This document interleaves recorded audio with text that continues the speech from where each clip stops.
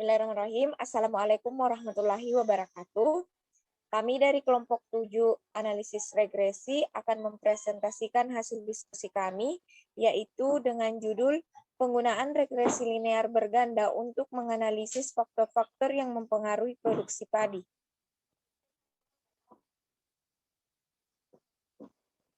Anggota kelompok kami yaitu ada Alwi Fahmi, ada Nur Laila, dan saya sendiri Sukmawati.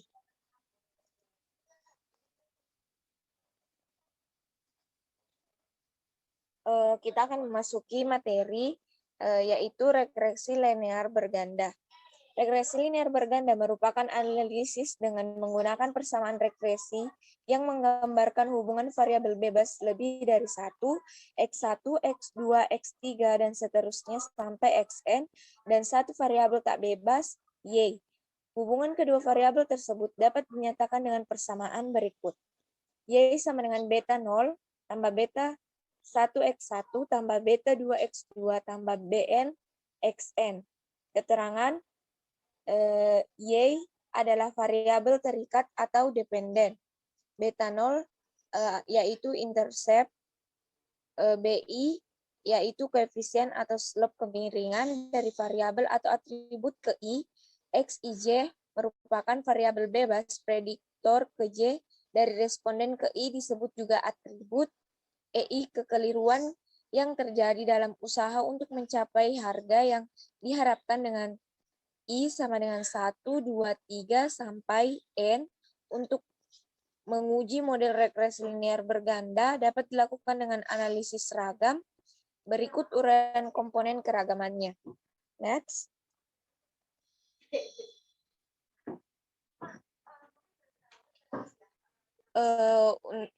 Sumber keragaman ada regresi, galat, total, kemudian derajat bebas, ada DBR, DBG, DBT.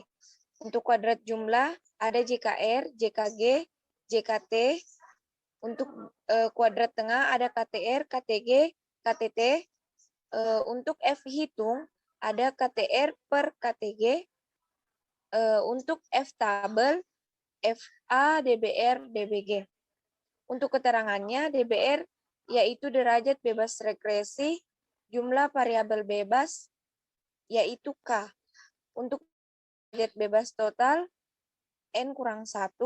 Untuk DBG, derajat bebas galat, DBT kurang DBR. Untuk JKR, jumlah kuadrat regresi, BI, sigma I sama dengan 1 sampai N, X1Y tambah B2 sigma I sama dengan 1 sampai N, X2Y. JKT jumlah kuadrat tengah, sigma I sama dengan 1 sampai N, Y2 dikurang sigma I sama dengan 1 sampai N, YT, YI kuadrat per N. JKG jumlah kuadrat galat, JKT kurang JKG, KTR kuadrat tengah regresi JKR per DBR, KTG kuadrat tengah galat JKG per DBG. Next.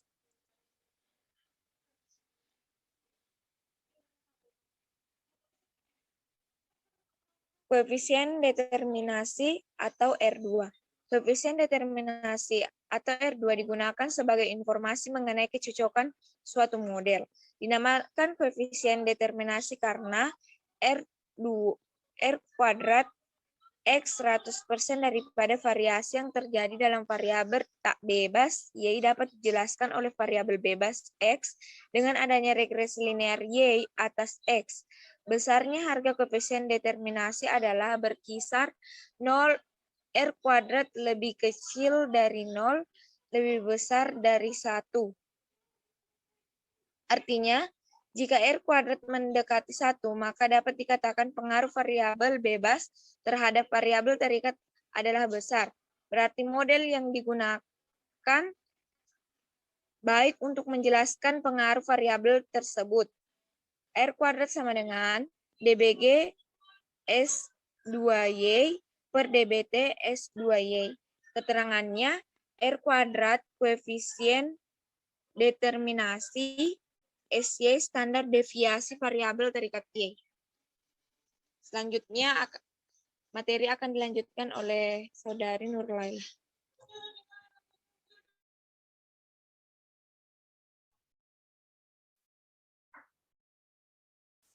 Baik, materi akan saya lanjutkan. Uji asumsi klasik. Model regresi linear berganda dibangun atas beberapa asumsi. Berikut penjabaran asumsi-asumsi regresi linear. Yang pertama ada uji normalitas. Uji ini merupakan pengujian terhadap normalitas kesalahan pengganggu atau error yang digunakan untuk melihat apakah variabel bebas dan variabel terikat berdistribusi normal. Yang kedua ada heteroskedastisitas. Heteroskedastisitas adalah varian residual yang tidak sama pada semua pengamatan di dalam model regresi. Jika ada pola tertentu seperti titik-titik yang ada membentuk suatu pola tertentu yang teratur, maka terjadi heteroskedastisitas. Jika tidak ada pola yang jelas, seperti titik-titik menyebar di atas dan di bawah angka 0 pada sumbu Y, maka tidak terjadi heteroskedastisitas. Yang ketiga, uji multikolinearitas. Menunjukkan adanya, untuk mendeteksi adanya multikolinearitas adalah dengan menggunakan nilai variance inflation factor atau VIF. Jika VIF lebih kecil dari 10, maka dalam model tidak terdapat multikolinearitas. Untuk mencari VIF sama dengan 1 per R kuadrat per K. Untuk keterangan, R kuadrat per K adalah koefisien determinasi berganda ketika XK diregresikan dengan variabel-variabel X lainnya. A lebih dari satu hubungan linear yang sempurna.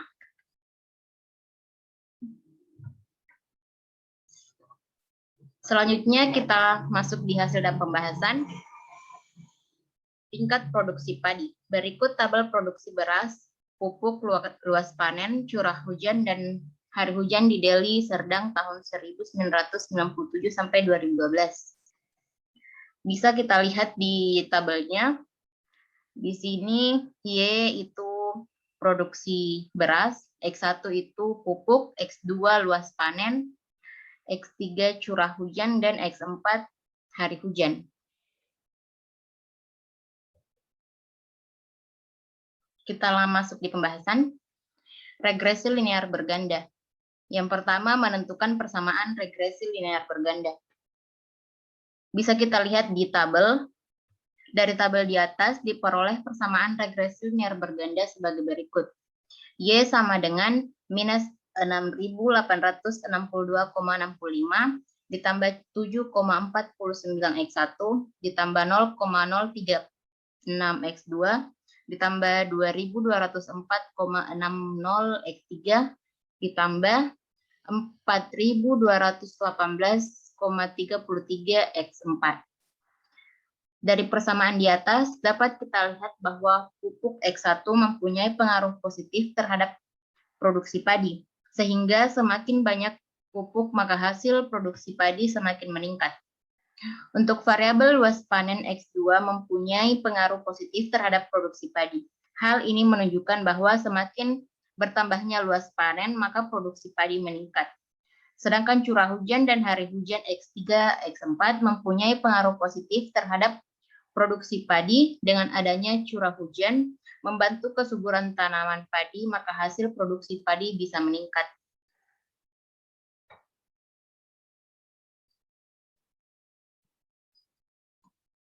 Selanjutnya akan dilanjutkan oleh Alwi Fahmi. Lanjut, yang kedua, yaitu koefisien determinasi R-square.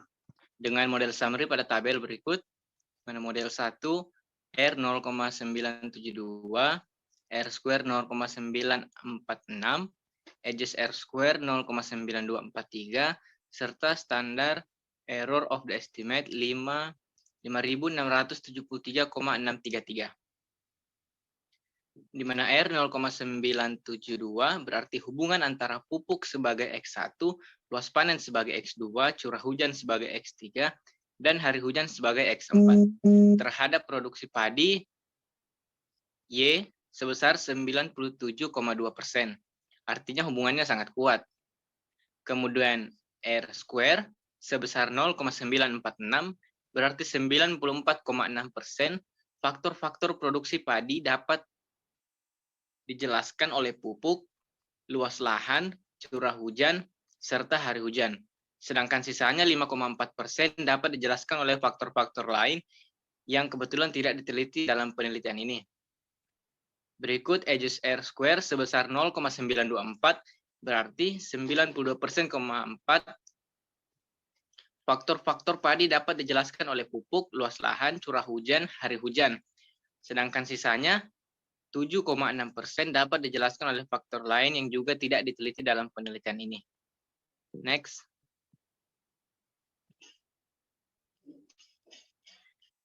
Masuk yang ketiga, yaitu uji F pada regresi linear berganda.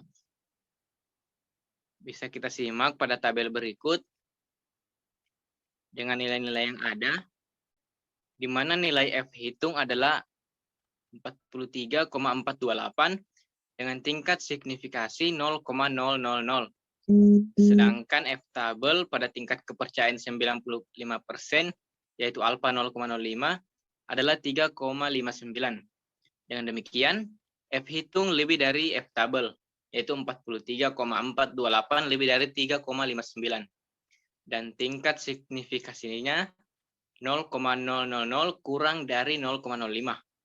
Menunjukkan bahwa pengaruh variabel bebas, pupuk, luas lahan, curah hujan, serta hari hujan yang diproduksi secara serempak adalah signifikan terhadap produksi padi.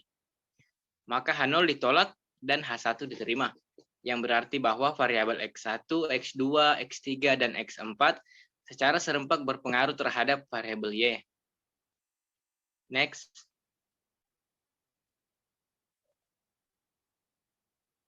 Masuk yang keempat, yaitu uji T atau uji parsial.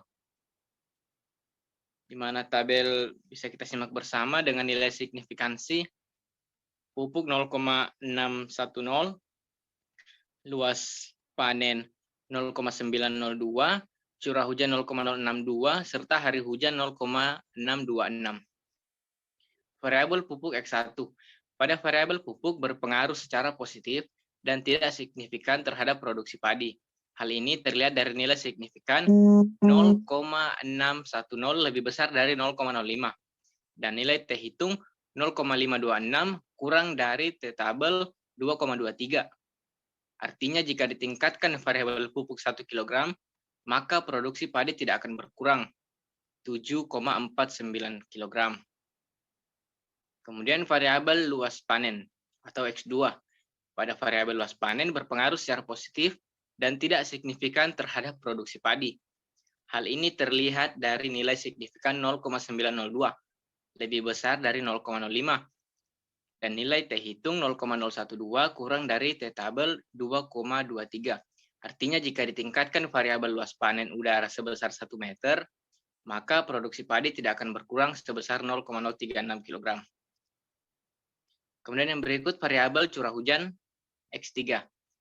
Pada variabel curah hujan berpengaruh secara positif dan signifikan terhadap produksi padi. Hal ini bisa kita lihat dari nilai signifikan 0,062 lebih kecil dari 0,05. Dan T hitung 2,104 kurang dari T tabel 2,23. Artinya jika ditingkatkan variabel curah hujan sebesar 1 mm, maka produksi padi akan meningkat sebesar 2,204. Saya ulang. Meningkat sebesar 2.204,602 kg. Oke, next. Kemudian yang berikut variabel hari hujan, X4. Pada variabel hari hujan berpengaruh secara positif dan tidak signifikan terhadap produksi padi. Hal ini terlihat dari nilai signifikan 0,626 lebih besar dari 0,05. Dan nilai T hitung 0,503 lebih dari T tabel minus 2,03. Artinya jika ditingkatkan variabel hari hujan sebesar 1 hari, maka produksi padi tidak akan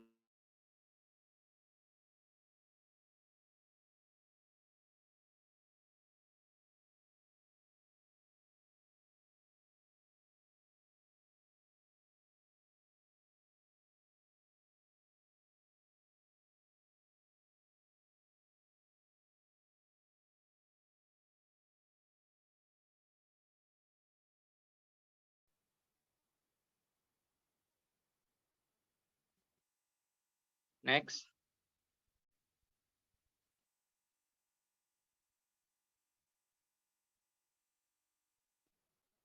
Dapat kita simpulkan dari hasil dan pembahasan di atas tadi, yakni hasil penelitian yang telah dilakukan menunjukkan bahwa faktor yang paling mempengaruhi produksi padi berdasarkan urutan koefisiennya yaitu pupuk atau X1, kemudian luas panen X2, curah hujan X3, dan hari hujan X4.